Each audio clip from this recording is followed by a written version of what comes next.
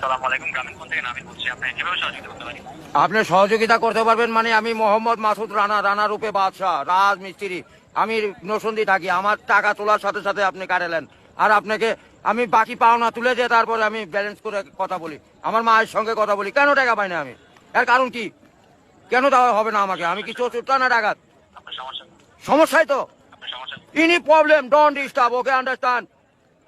আপনি যখন লোন লাগবে তখন লোন দিবেন এই নাম্বারে। আমার মার সঙ্গে কথা বলতে হয়, আমি লোন ক্লিয়ার করি। তো আমাকে লোন দিবেন না কেন বলেন? আপনি বলেন। আন্তরিকভাবে দুঃখিত স্যার, আপনি কি ইমার্জেন্সি ব্যালেন্স দিতে পারছেন না? লাস্ট ইমার্জেন্সি মানে আমার মা আগে না আপনার অফিস আগে? মিয়া অফিস উড়াই দেবো কিন্তু মাথা গরম করলে।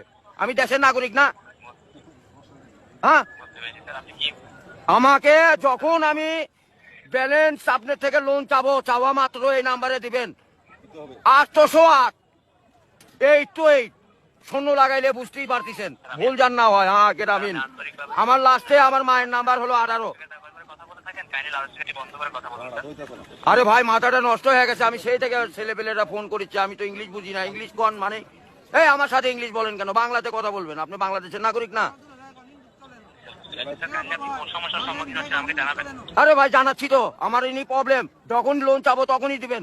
কত জান মনে থাকে? ইমার্জেন্সি ব্যালেন্স যখন চাচ্ছেন তখনই নিতে চাচ্ছেন স্যার। আরে এই যে এতক্ষণ যে কথা যে বলাচ্ছেন, এগুলি কি আপনি টাকা লিখছেন না? লিখছেন কি না সেটা বলেন। স্যার, আমি বুঝতে পারছি কথা স্যার। আমরা রোদের মধ্যে পরিশ্রম করে টাকা কামাই করি, আর এই সোলপল দয়া করে এই মোবাইলে টাকা পড়ছে আপনার সঙ্গে কথা বলার জন্য। ইংলিশ বলবেন না আমার সাথে। মোহাম্মদ মাসুদ রানা ওরূপে বাদশাহ, নাম মনে রাখেন। ভোটার আইডেন্টি কার্ডে যায় বলেন আমি কে, মনে থাকবে তো ভাই? আর লাস্টে দেখেন 18 নাম্বার, আমার মায়ের নাম্বার ওটা। আমার মায়ের সঙ্গে কথা বলতে হয়। এটা কি?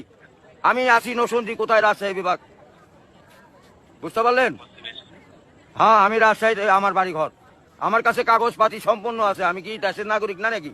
আমি কে বাকারা এখানে পড়ে আছি? আমার কাছে কাগজপাতি নাই, পরিচয়পত্র নাই। এই লিস্টে জানে এরকম না হয়, এটা প্রবলেম দেখা দেয়। বুঝছেন বড় ভাই? ইমার্জেন্সি, আপনি কি ইমার্জেন্সি ব্যালেন্স দেওয়া হয় বলছেন স্যার? ও ভাই, আমি তো ইমার্জেন্সি ব্যালেন্স পাই, কাটাই তো দেই, কিন্তু আমাকে দিবেন কোন থেকে মনে জান থাকে ভাই, এইটুকুই বললাম। বুঝতে পেরেছি স্যার। আপনার ব্যালেন্স যখন স্যার 30 টাকার নিচে তখন স্যার আপনাকে ইমার্জেন্সি ব্যালেন্স দেওয়া হবে স্যার।